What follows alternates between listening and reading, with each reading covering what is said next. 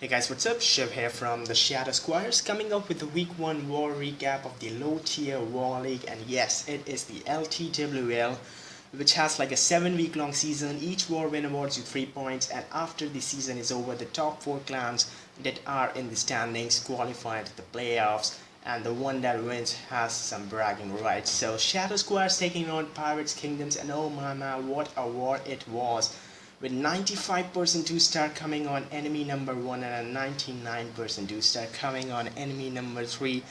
Shadow Squires failing both of their stars on those two town hall lines due to some time issues there, due to some cleanup issues I should say. Let us put a war attack by Rudrakshi here going on Monu Ranjin. This is going to be pretty much a witch slap, but this war has some special rules, and that is why you will not see ballers in the CCA in this particular attack. This was a no-dip war with 3 town hall lines, 4 town hall 8s, and then a town hall 7, a town hall 5, a town hall 6 to make it a 10v10 match. What else should I say? Oh yeah, I mean, you could not use troops that are higher than Town Hall 9 level in this particular war, and you would not use spells that are higher than that level. That is why you see the level 3 poison spell that is available at Town Hall 9 that Rudrakshi is using, and the CC has level 4 Valks, I believe. So that was the only thing that was at a decent level, and that was available. So sets up the funnel pretty much using only one healer, and this is what you see. She has to pay that price. Now since she does not have that DPS of those ballers, she has to bring some Valkyries in her army camp, and due to this she has to sacrifice 2 healers, and that is what you are really seeing here, as the king, the queen, both of them are going to be stuck on a wall. Well, I think the king is gonna die. No, the king, oh, it's a level 10 king, but it is pretty much overpowerful. Unarms a giant bomb, hopefully that does help. Well, we are looking at only one bomb tower that can actually deal some major splash damage. Does not look like it's going to be trouble. The queen doing her usual thing, breaking walls, just does not take the jump spell before it disappears, and then she is breaking walls. Well, really some solid strategy there by the queen, as the healers are taken down by the AD defense. So we are looking at no healers. It looks like she does have 5 witches alive, with the queen, the level 12 queen with her royal cloak remaining. This is going to be pretty solid. I think the wall is broken there by the king, so the king died, but he did help the queen very much. Both the cannons are going to be taken down by those skeletons. I mean, they have no chance here. It is just a matter of time before the queen is going to finish this bomb tower. Gonna use her royal cloak here, trying to take the double cannon down. So this was a plus triple by Rudrakshi going on Monu Ranjin. Let us see the attack against enemy number 1. You see the queen charge mass baby dragon attack here. So I know we haven't done any attack strategy guides on queen walks, but I do have a lot of tips to share to you guys when it comes to super queen charges or your queen walks, your short or long, whatever. In this particular attack, he brings 2 rage spells only for the queen. He has the ability and the healers to keep her alive, so he has a few tools to keep the queen alive. With his baby dragons, he's just trimming the outskirts of this village, trying to push his queen inside. The goal of the queen is to take that section of 4 air defenses. I mean, that must go down.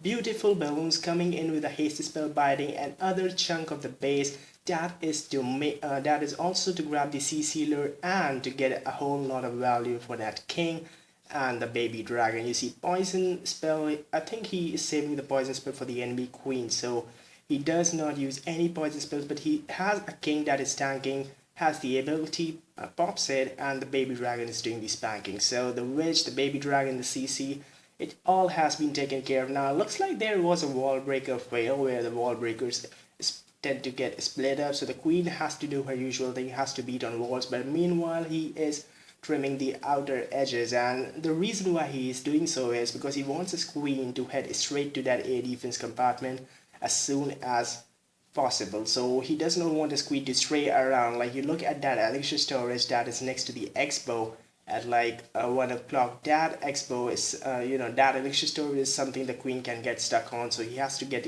that taken care of. Now he gets that gold storage taken care of with another baby dragon. So it's just that a few of your baby dragons, they are just to create a pathing for your queen. Now look at that compartment where the queen is. She could head either way. She could head to that elixir storage next instead of those air defenses, and the queen can do things like that, guys. But here, since the air defense is the next closest building, it targets the air defenses. Look at the baby dragon coming onto the elixir storage, just wiping it out, making sure the queen stays inside, does not backtrack to that storage. Instead, it is hitting the expos, and the enemy queen uses the ability and uses the race. So a waste of the ability, I would say. The race should have been coming in early, but the base has been already taken care of. All units, all spells, everything has been deployed. Nothing is in his hands right now. All he can do is just see how this goes. The question here is, does he have enough firepower to take this base, to get this base taken care of? I think he does, because he has a queen with healers still backing her. Now you want to bring 5 healers in such an attack where the queen has such a big role, because when the queen is going to go inside the base, you are definitely going to find some seeking air mines, guys. So you have to bring 5 healers. So even if one healer is down, now it looks like there is a time fail, but once again, he had the firepower to do it. Just time was the issue. Same happened to Manus in his other attack on enemy number 3, where time was again the issue.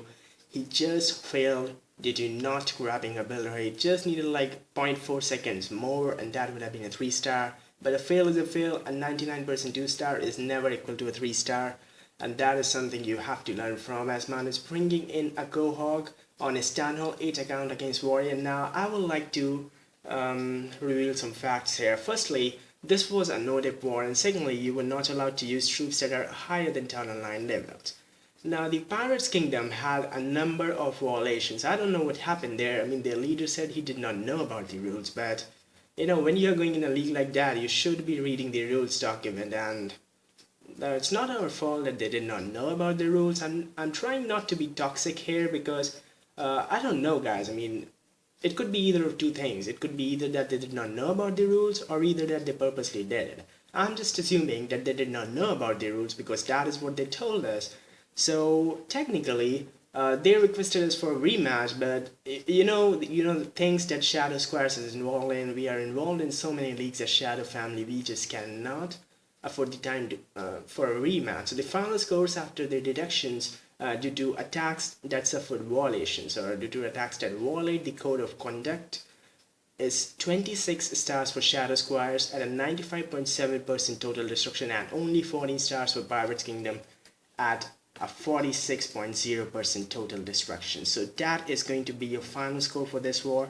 It is going to be 26-14, with Shadow Squires pulling off the war win against Pirates Kingdoms. Now, by the time I'm making this video and bringing this out to you guys, week 2 for Shadow Squires has already been a forfeit victory. I was trying to say win, but then I said victory against Maroon Monkeys. That is a Kingdom clan. So I know that you guys might have noticed my video, Shadow Warriors vs Golden Gators, where we defeated a very tough Kingdom clan, and now Maroon Monkeys has forfeited and decided to back out of the league due to some clan issues. So I hope everything is alright with Maroon Monkeys. Shadow Squires looking really strong here, sitting at 2 wins to 0 losses, but we yet have to face our first real test. Hopefully week 3 does give us that next challenge, that next test that we all are waiting for. Until next time, Shift from the Shadow, taking your leave. How to use hogs, I do remember that video, guys. That will be coming soon. But bye bye for now.